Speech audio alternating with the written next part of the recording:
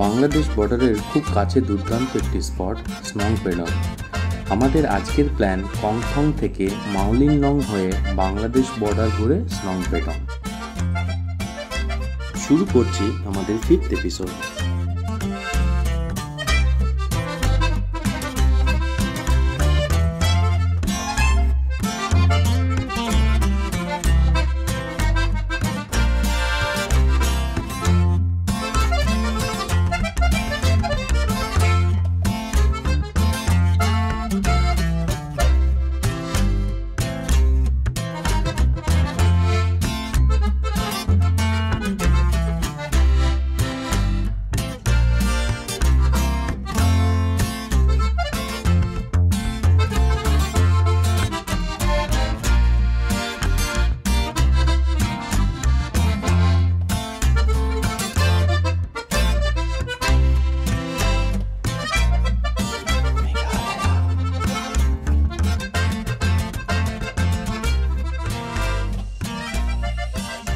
East খাসি হিলসে সর্বত্রই এই শিকারাদের শব্দ শোনা যায়।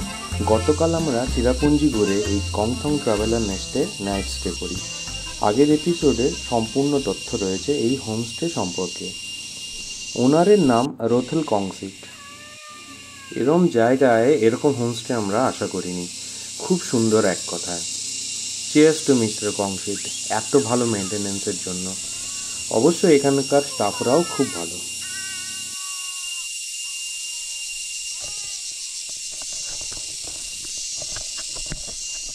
এটা এনাদের রিসেপশন কাম ডাইনিং এরিয়া। সকাল 8:30 নাগাদ আমরা এখান থেকে বেরিয়ে একজন লোকালের বাড়িতে যাই, যেখানে হুইসলিং ভিলেজ সম্পর্কে আমরা কিছু তথ্য সংগ্রহ করি। আগের ব্লগে এই নিয়ে কিছু ইনফরমেশন রয়েছে, না দেখে থাকলে প্লিজ একবার দেখে নিন। আমরা ছিলাম উডেন লাগ হাউসে, যার ভাড়া পড়েছিল 3000 টাকা পার নাইট। এনাদের ট্র্যাডিশনাল হাটও রয়েছে, যার ভাড়া 3500 টাকা per night, including next day breakfast. এখন বাজে প্রায় 9:30। কংথং ভিলেজকে টাটা বলে এগোই আমাদের আজকের সাইট সিইং মাওলিনলং ভিলেজের উদ্দেশ্যে, যার দূরত্ব এখান থেকে 79 কিলোমিটার। সময় লাগবে 3 থেকে 3.5 ঘন্টা। যদিও বা গুগল যদি আপনাদের বলে 3.5 ঘন্টা, তবু পাহাড়ি রাস্তা অনুযায়ী আপনারা বাফার টাইম প্রায় 1 থেকে 1.5 ঘন্টা হাতে নিয়ে এগোবেন, তাতে সুবিধা। আর অতি অবশ্যই হোমস্টে থেকে ব্রেকফাস্ট করে বেরোন।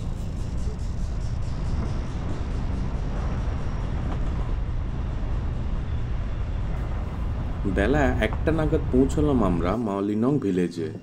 ইন্ডিয়া তথা এশিয়ার এটি ক্লিনেস্ট ভিলেজ। 100টি বাড়ি নিয়ে এই গ্রাম এবং প্রায় 900 জন লোকের বসবাস। গ্রামের মধ্যে রয়েছে প্রায় 3টি চার্চ, যার মধ্যে আমরা ঘুরে দেখলাম চার্চ অফ এপিফেনি। 1902 সালে ইউরোপিয়ান স্ট্রাকচারে বানানো এই চার্চ প্রায় 122 বছরের পুরনো।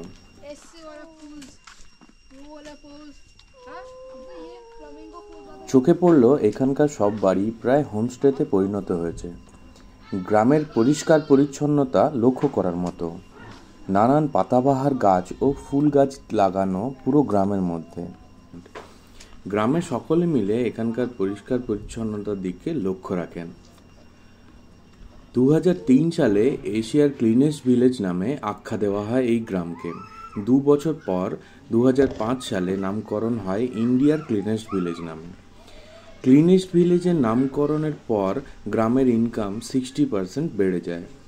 ট্যুরিজম ছাড়া এখানকার লোকেদের মূল পেশা চাষাবাদ, মূলত সুপারি চাষ। গ্রামের শেষ প্রান্তে রয়েছে একটি খেলার মাঠ। স্লিপার চড়তে আমার ছেলের খুব ইচ্ছে, তাই এখানে স্লিপার দেখতে পেয়ে বরাবরের মতোই এগিয়ে আসি।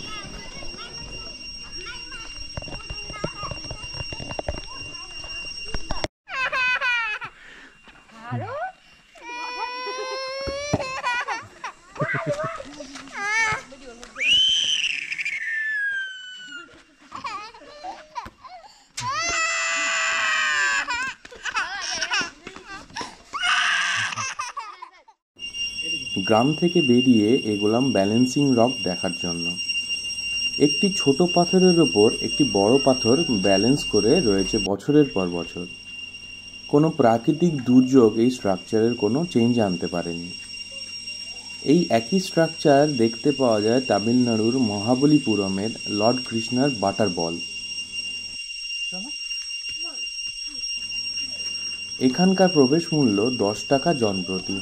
চারিদিকে সাজানো রয়েছে বাঁশ গাছ।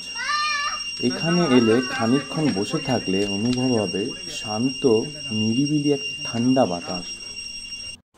গ্রাম থেকে বেরোনোর পথে দেখব আমরা রিভাই ভিলেজের single root bridge. Parking area থেকে 10 মিনিটের হাঁটা পথ। এন্ট্রি ফি পার হেড 50 টাকা। রিভাই ভিলেজ মাওলিন লং থেকে প্রায় 8 কিলোমিটার দূরে।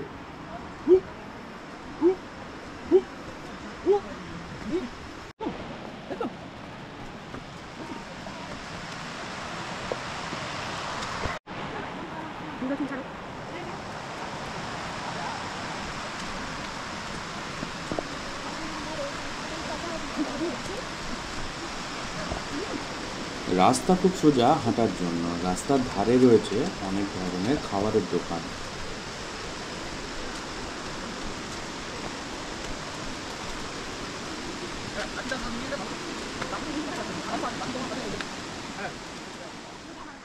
স্থানীয় লোকেরা বলেন প্রায় 300 বছরের পুরনো এই ব্রিজ, যা গাছের শেকড় দিয়ে বানানো, মূলত রাবার গাছের শেকড়। নিচের থেকে বয়ে চলেছে একটি জলস্রোত, যাকে পেরোনোর জন্য বাঁশের স্ট্রাকচার বানানো হয়। দুই দিক থেকে গাছের শেকড় এই স্ট্রাকচারের উপর বেয়ে এসে এই রুট ব্রিজটি তৈরি করে। তারপর সেই বাঁশের স্ট্রাকচারটিকে সরিয়ে নেওয়া হয়। এরকম একটি রুট ব্রিজ তৈরি হতে 25 থেকে 30 বছর সময় লেগে যায়।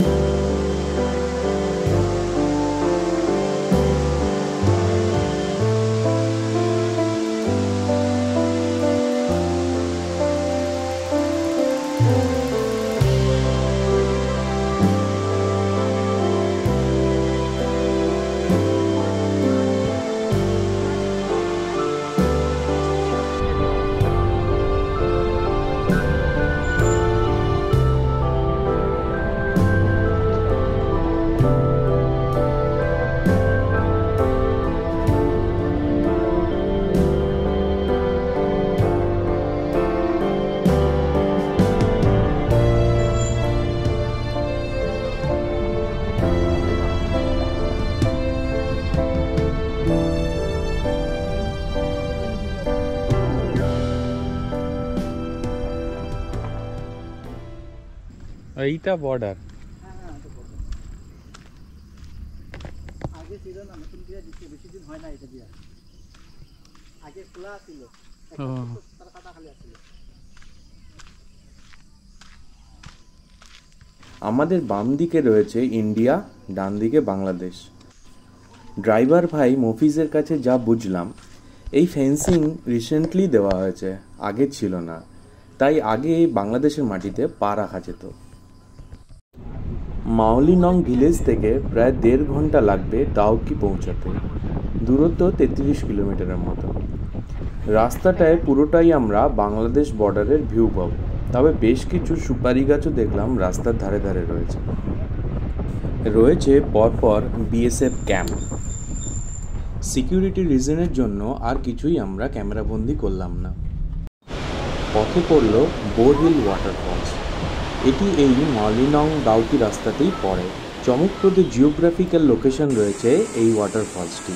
এই বোরহিল ওয়াটারফলসের মাধ্যমে ইন্ডিয়া থেকে জলস্রোত পার্শ্ববর্তী দেশে বয়ে চলেছে।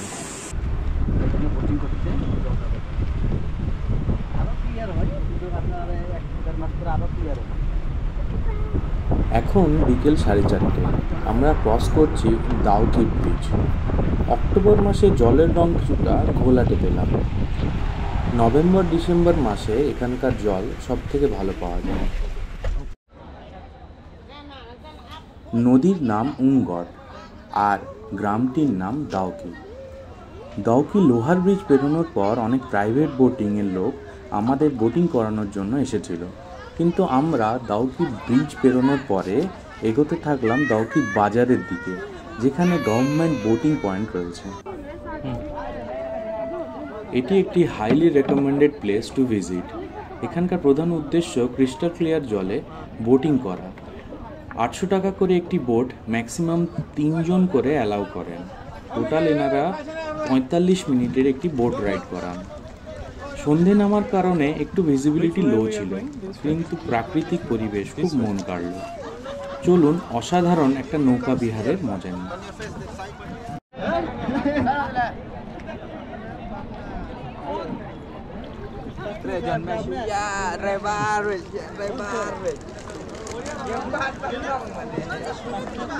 What is your name? Laimi Rengsai. Yeah, wow. You have also the whistle name? Lai. Yeah. The water is yeah, clear.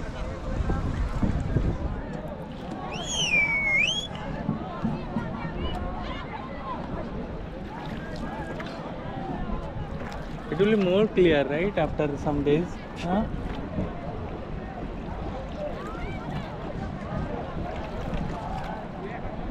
Oh, come on, ada road.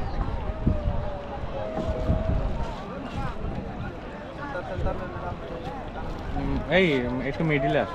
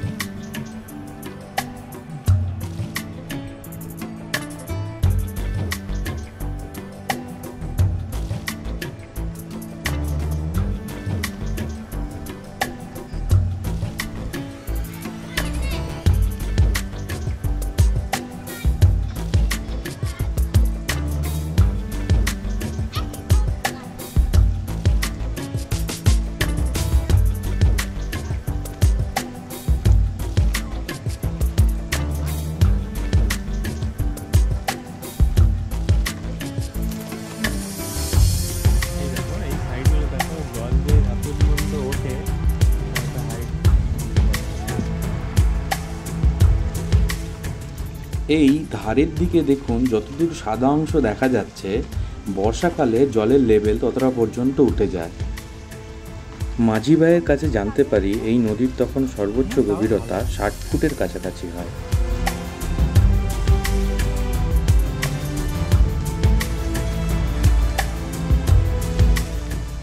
আমাদের ঘোরার গল্প যদি আপনাদের ভালো লাগে, ভিডিওটি লাইক করুন আর আমাদের চ্যানেলটি সাবস্ক্রাইব করুন।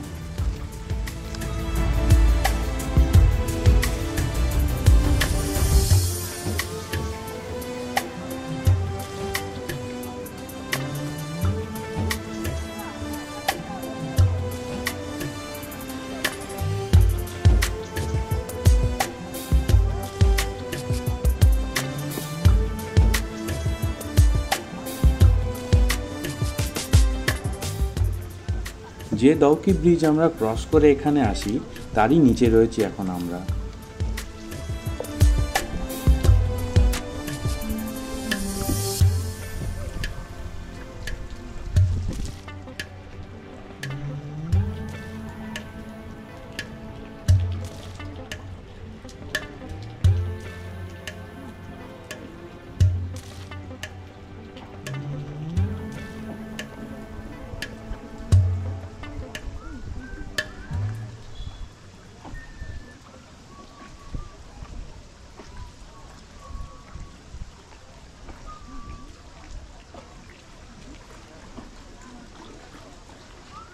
जाएंगे हम लोग। पहला आप यहाँ पे फोटो ले लीजिए, तो जैसे जाएंगे तो यहाँ में मिलेगा। उसके बाद हम आपको यहाँ से নৌকাটি আমাদের এক জায়গায় নামালো, যেখানে নেমে আমরা গরম গরম কফি খেলাম। সব মিলিয়ে অসাধারণ অভিজ্ঞতা।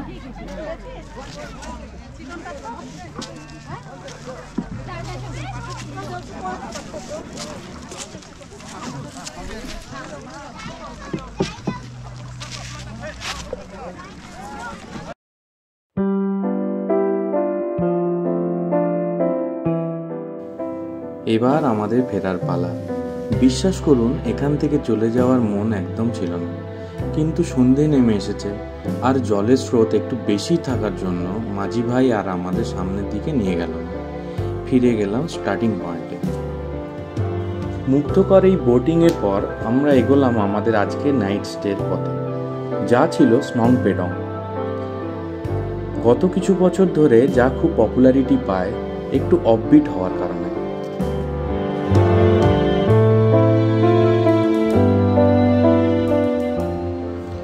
ব্রাইট স্টার হোমস্টে হলো আমাদের আজকের ঠিকানা, যার ভাড়া পড়েছিল 2500 টাকা পার নাইট।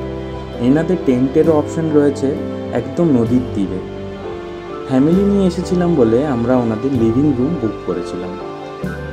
খাওয়া দাওয়া রুমের কন্ডিশন বিলো এভারেজ, তবে এই অসাধারণ জায়গায় এগুলো একটু মানিয়ে নিয়ে চলতে পারলেই হলো।